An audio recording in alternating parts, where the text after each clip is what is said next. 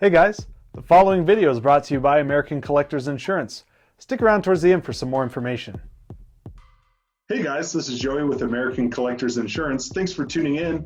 We got Big Mike with us today, and he's going to share with us some of his story and his favorite tips and tricks. How you doing, Mike? I'm blessed. Thank you for having me. It's an honor to be here. Thank you. All right. One of the most realistic, one of the most practical things that I can tell anyone is you need to figure out, once again, earlier touched on having the ability to call out what you're trying to accomplish, because once you know what you're trying to accomplish with the car, then you can map it out. I say that people need to do it old school, man. Grab a pen and a paper. I mean, yes, you can do a spreadsheet if you want, but I'm serious. You grab a pen and a piece of paper and you start writing down every single mod that you could think of that will get you to where you're trying to go. And then you price it out. Pull up the computer and get a real feel.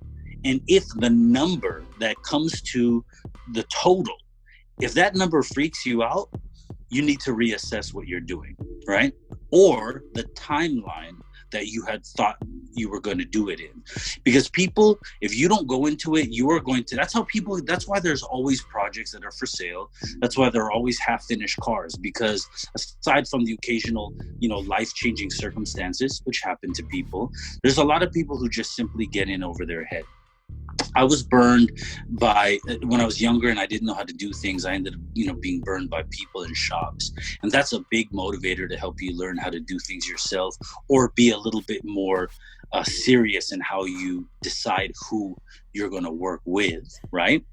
But we live in an age where all the information virtually you could ever need in life is accessible. So if you want to learn how to do paint and body, you could theoretically do that just fine without even going to school, right? But you have to be willing to hurt yourself. You are going to cramp your fingers, you are going to bleed, you are going to mess something up probably multiple times. So if someone is, maybe because of the financial constraints, they're learning how to do everything on their own, you need to have the ability to work past pain, both mentally and physically.